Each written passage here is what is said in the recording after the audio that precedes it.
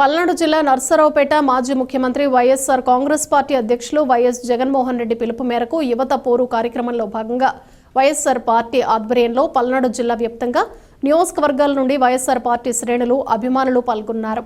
అనంతరం జిల్లా పార్టీ కార్యాలయంలో పార్టీ జెండాను పల్నాడు జిల్లా వైఎస్ఆర్ కాంగ్రెస్ పార్టీ అధ్యక్షుడు మాచర్ల నియోజకవర్గ మాజీ ఎమ్మెల్యే పిన్నెల్లి రామకృష్ణారెడ్డి వైఎస్ రాజశేఖర రెడ్డి విగ్రహానికి పూలమాలలు వేసి నివాళులర్పించారు.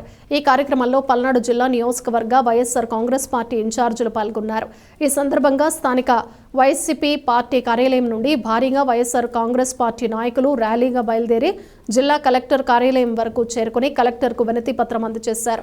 ఈ కార్యక్రమంలో మాజీ ఎమ్మెల్యేలు గోపిరెడ్డి శ్రీనివాసరెడ్డి, కాసు మహేష్ రెడ్డి, నంబూరి శంకర్రావు, బొల్ల బ్రహ్మనాయుడు, మాజీ మంత్రి విడుదల రజని, సత్తెనపల్లి నియోజకవర్గ ఇన్ఛార్జ్ గజ్జల సుధీర్, భార్గవరెడ్డి మరియు ఇతర నాయకులు కార్యకర్తలు పెద్ద ఎత్తున పాల్గొన్నారు.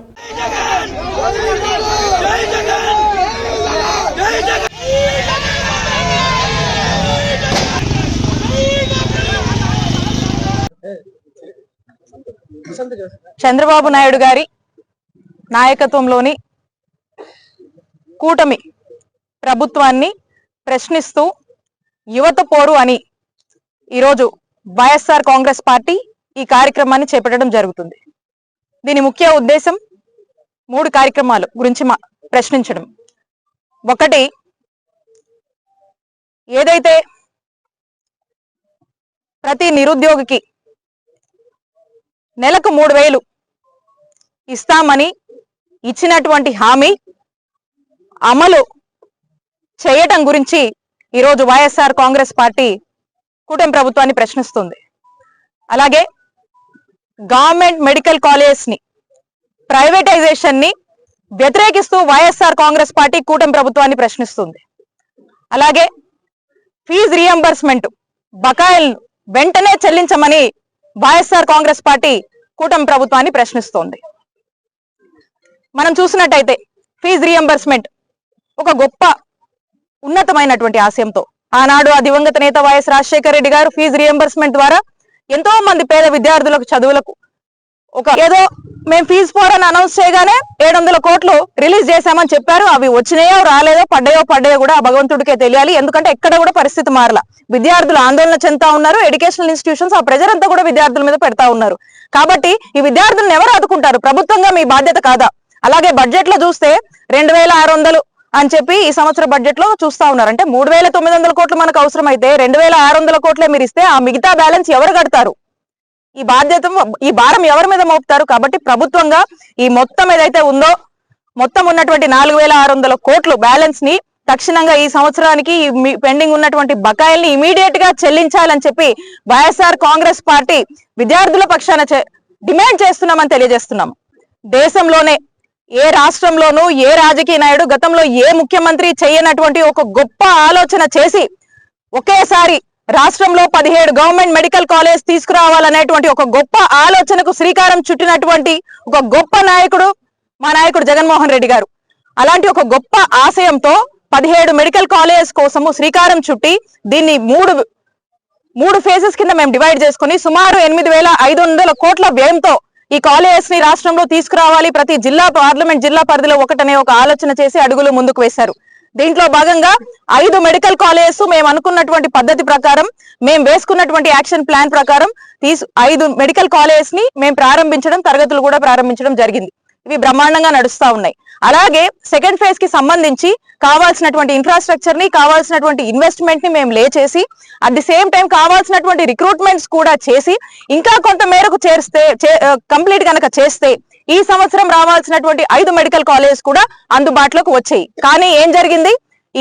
ఈ సంవత్సరం రావాల్సినటువంటి 5 మెడికల్ కాలేజెస్ అందుబాటులోకి రాలేదు. కారణం కూటమి ప్రభుత్వానికి ఏ మాత్రం కూడా రాష్ట్రంలో ఉన్నటువంటి పేద ప్రజల ఆరోగ్యం గురించి సీరియస్నెస్ లేదు. వాళ్లకు మెరుగైన ఆరోగ్యం అందిద్దాము, మెరుగైన వైద్య సేవలు అందిద్దాము, నాణ్యమైన వైద్య సేవలు ఉచితంగా అందిద్దాం అనేటువంటి ఆలోచన లేదు. ఎందుకంటే వాళ్ళకు ఉన్నటువంటి ఐడియాలజీ ఏమంటే ప్రైవేటైజేషన్. ఒక మంచి సర్వీస్ మోటివ్ తో జగన్మోహన్ రెడ్డి గారు రాష్ట్రంలో చక్కటి వైద్య సేవలు అందించి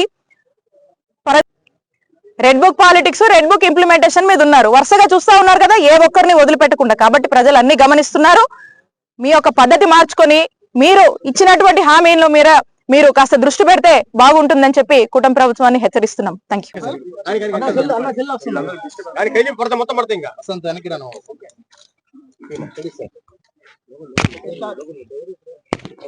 రెడీనా?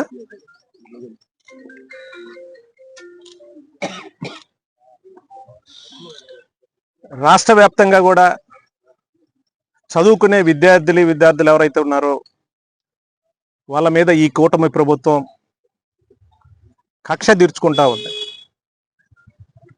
ఎందుకంటే గతంలో స్వర్గీయ రాజశేఖర రెడ్డి గారు ముఖ్యమంత్రిగా ఉన్న టైంలో ఫీజు రియంబర్స్మెంట్ ద్వారా పేద పిల్లలు ఎవరైతే చదువుకొని ఈరోజు డాక్టర్స్, ఇంజనీరింగ్, సైంటిస్టులు అయిన పరిస్థితి, ఆ ఒరవడిని కొనసాగిస్తూ తర్వాత జగన్మోహన్ రెడ్డి గారు ఫీజు రియంబర్స్మెంట్ కార్యక్రమాన్ని కొనసాగిస్తూ పేద పిల్లలను ఆదుకుంటూ విద్యా దీవెన, వసతి దీవెన అంటే వాళ్ళ హాస్టల్ ఫీజులు కూడా ఇచ్చే కార్యక్రమాన్ని జగన్మోహన్ రెడ్డి గారు కొనసాగించే కార్యక్రమం చేశారు. కానీ ఈ కూటమి ప్రభుత్వం వచ్చిన తర్వాత ఏదైతే బూటకపు అబద్ధపు వాగ్దానాలు ఇచ్చారో ఒక్కటి కూడా అమలు చేయకుండా ఈరోజు ఈ రాష్ట్రంలో పేద పిల్లలందరినీ కూడా, చదువుకునే పేద పిల్లలందరినీ కూడా రోడ్డు మీద నిలబెట్టిన పరిస్థితి ఈరోజు చూస్తూ ఉంటే 3,500 కోట్ల రూపాయలు ఈ రాష్ట్రానికి. నేను 40 సంవత్సరాల ఇండస్ట్రీ, నేను చాలా సీనియర్ నాయకుని చంద్రబాబు నాయుడు చెప్తా ఉన్నాడు, ఎలక్షన్స్ ముందు ఈరోజు అబద్ధపు హామీలు ఇచ్చినప్పుడు, అమలు కాని హామీలు ఇచ్చినప్పుడు నీకు తెలియదా అని అడుగుతా ఉన్నాను. తెలుసు, అన్నీ తెలుసు. కానీ ఈరోజు తప్పించుకునే కార్యక్రమం చేస్తూ ఉన్నారు, పేదల్ని మోసం చేసే కార్యక్రమం చేస్తూ ఉన్నారు. ఈ రాష్ట్రంలో స్వతంత్రం వచ్చిన తర్వాత పేద వర్గాలకు ఏదైనా సరే సహాయం చేయాలన్నా, ₹1 పేద వర్గాల కుటుంబంలో వెలుగు చూడడానికి ఖర్చు పెట్టాలన్నా ఆనాడు స్వర్గీయ రాజశేఖర రెడ్డి గారు చేశారు, మనసున్న నాయకుడు. తర్వాత జగన్మోహన్ రెడ్డి గారు చేశారు. కానీ ఎవరు కూడా ఈరోజు పేద వర్గాలకు ₹1 ఖర్చు పెట్టాలంటే మనసు రావట్లేదు. దయచేసి ఆ దేవుడు ముట్టకాయలేసి ఖచ్చితంగా పేద వర్గాలకు ఇవ్వాల్సిన ఫీజు రీయింబర్స్మెంట్ డబ్బులు ఏవైతే ఉన్నాయో 4,600 కోట్ల రూపాయలు తక్షణమే వాళ్ళకి ఇచ్చేసి వాళ్ళని ఆదుకునే విధంగా కూడా ఖచ్చితంగా ముందుకు రావాలి కూటమి ప్రభుత్వం అని కూడా మేము వైఎస్ఆర్ పార్టీని డిమాండ్ చేస్తా ఉన్నాం. ఈ రోజు దాన్ని ప్రైవేట్ వ్యక్తులకు అమ్ముకుంటారంట. అంటే ప్రభుత్వం పెట్టిన 400 కోట్లని ప్రైవేట్ వ్యక్తులకి 50 కోట్లకో 100 కోట్లకో అమ్ముకొని మిగతా 400 కోట్లు తెలుగుదేశం నాయకులు జోబుల్లో వేసుకోవడానికి ఒక స్కామ్ని తయారు చేస్తున్నారు. ఇది ఎక్కడ విడ్డూరం ఎప్పుడన్నా చూసామా? ప్రజలు పోరాటాలు చేసి హాస్పిటల్ కావాలి, కాలేజీలు కావాలంటే ప్రభుత్వాలు ఇచ్చినవి మనం గత 70-75 సంవత్సరాల్లో చూసాం, ఏ ప్రభుత్వం అయినా. కానీ ఈ ప్రభుత్వం ఉన్న గవర్నమెంట్ వ్యవస్థల్ని అమ్ముకొని బతుకుతుందంట. ఇది ఈ ప్రభుత్వం చేస్తున్న ప్రజా సేవ ఏంటో. ఇందాక రామకృష్ణారెడ్డి గారు చెప్పినట్టు ఇచ్చిన మాట కట్టుబడండి. 20 లక్షల ఉద్యోగాలు ఇస్తానన్నారు, ఇచ్చే వరకు నిరుద్యోగ భృతి ఇస్తాన్నారు. మేమేం ఇప్పుడు వెంటనే మీరు 20 లక్షల ఉద్యోగాలు ఇస్తారని మేమేం ఆశపడట్లా, ప్రజలకు కూడా తెలిసింది ఎవరని. ఇచ్చే వరకు కనీసం మీరు ఇచ్చిన మాట ప్రకారం 3,000 రూపాయల నెలకి నిరుద్యోగ భృతి ఇవ్వండి. గతంలో జగన్మోహన్ రెడ్డి గారు ఫీజు రియంబర్స్మెంట్ పోయిన సంవత్సరానికి ఇచ్చేస్తానంటే ఎలక్షన్ కమిషన్కి పోయి ఎలక్షన్లు ఉన్నాయని ఆపారు. పోనీ మీరేమన్నా ఇచ్చారా ఎలక్షన్ అయిన తర్వాత? ఇప్పటికి దాదాపు 9 నెలలు 10 నెలలు, ఈ సంవత్సరం ఎడ్యుకేషన్ ఇయర్ కూడా అయిపోవచ్చింది.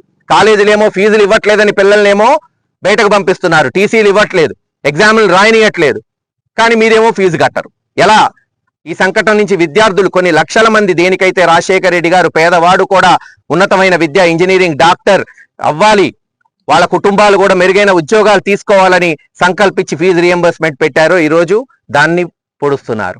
మీ కోపం ఉంటే రాజశేఖర రెడ్డి గారి మీద, జగన్మోహన్ రెడ్డి గారి మీద తీర్చుకోండి. పాపం పేద విద్యార్థులు ఏం చేశారు? వాళ్ళ కడుపు కొడితే మీకేమొస్తుంది?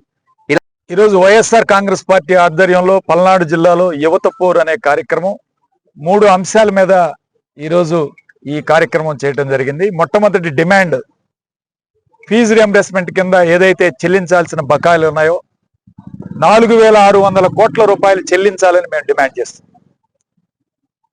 అంటే తెలుగుదేశం పార్టీ వాళ్ళు అంటున్నారు జగన్మోహన్ రెడ్డి గారి హయాంలో ఆయనే 2,700 కోట్లు బాకీలు పెట్టారని చెప్తా ఉన్నారు. ఒక్కటే వాస్తవం తెలుసుకోవాలి, ఈ ప్రభుత్వం, కొత్త ప్రభుత్వం బాధ్యత చేపట్టేటప్పుడు ఖజానాలో 7,500 కోట్లు ఉంచి వెళ్ళాడు జగన్మోహన్ రెడ్డి గారు. మరి ఫీజు రియంబర్స్ కానీ, వసతి దీవెన కానీ, విద్యా దీవెన కానీ, అమ్మఒడి కానీ ఇవన్నీ పెట్టి మరి సక్సెస్ చేసి 5 సంవత్సరాలు ఇచ్చాడు ఆయన. మరి మీరు ఎందుకు ఇవ్వలేకపోతున్నారో ఇప్పటికి ఎవరికి అర్థం కాదు. కనీసం ఇప్పుడైనా సరే పిల్లల ఫీజులు వైద్యం మీద రైతుకి మీరు ఏ ఇచ్చినా ఏ ఇస్తారని అనుకోవట్లేదు మేము. కనీసం ఈ మూడైన ధర్మం ఇవ్వాల్సిన న్యాయం చట్టం హక్కు వాళ్ళకు ఉంది కాబట్టి మీరు ఇది చేస్తారని చెప్పి మేము వైఎస్ఆర్ పార్టీ నుంచి డిమాండ్ చేస్తున్నాం. మనకి పిడిగాలో ఒక మెడికల్ కాలేజీ, మార్కపురంలో ఒక మెడికల్ కాలేజీ శాంక్షన్ చేశారు. పిడిగా కాలేజీ మొత్తం పూర్తయింది. అది అయి ఉంటే, అది ఇప్పుడు రెడీ అయి ఉంటే ఎంతమందికి అది ఆరోగ్యం కాపాడేది, ఎంతమందికి అది లైఫ్ సేవింగ్ ఉండేది. కొంతమంది యాక్సిడెంట్ కేసు చెప్తున్నారు. ఉదాహరణకి పిడిగాల నాగం సాగర్ యాక్సిడెంట్ అయింది. వాళ్ళు చాలా మంది, అందులో 100లో కనీసం 10 మంది ఇక్కడ దాకా రాలేక మధ్య దారిలో ఫస్ట్ ఎయిడ్ జరగక చచ్చిపోయిన వాళ్ళు చాలా మంది ఉన్నారు. అంతమంది ప్రాణాలు కాపాడగలగాలి. ఇంకోటి మార్కపురం ఆల్రెడీ కాలేజ్ స్టార్ట్ చేసి అక్కడ కొంతమంది దానికోసం ప్రిపరేషన్ చేసి సీట్లు మన డాక్టర్లకు కానీ నర్సులకు కానీ స్టాఫ్కి అలాట్మెంట్ చేశారు. ఇప్పుడున్న పరిస్థితి అంటే అందరినీ మళ్ళీ వేరే హాస్పిటల్కి వేరే కాలేజీకి తరలిస్తున్నారు. అంటే అది ఇంకా ఆపేసామని చెప్పేస్తున్నారు అక్కడ డైరెక్ట్గా. ఇప్పుడు అది ప్రైవేటైజేషన్ చేయడం వల్ల మళ్ళీ సేమ్ ప్రైవేట్ హాస్పిటల్ లేక కాదు, ఇంతకుముందు ప్రైవేట్ హాస్పిటల్ అన్ని చోట్ల ఉన్నాయి. వాళ్ళకి ఆ ఎఫర్టబుల్ లేకే అక్కడ నుంచి కదా గుంటూరు దాకా రావస్తుంది, గుంటూరు గవర్నమెంట్ హాస్పిటల్ దాకా. ఇట్లాంటి గవర్నమెంట్ హాస్పిటల్ ఆపేస్తే మళ్ళీ అదే మొదటి స్థితికి వెళ్తుంది అది. సో దయచేసి ఆ కాలేజ్ మళ్ళీ ఆ 17 కాలేజీ కావడం వల్ల సంవత్సరానికి 100 మంది, కాలేజీకి 100 మంది వేసుకున్నా 1700 మంది డాక్టర్లు వస్తారు. అది ఎంతమందికి సర్వీస్ వస్తుందో ఒకసారి ఆలోచించి ఈ ప్రైవేటైజేషన్ని తప్పనిసరిగా ఆపని కోరుకుంటున్నాను.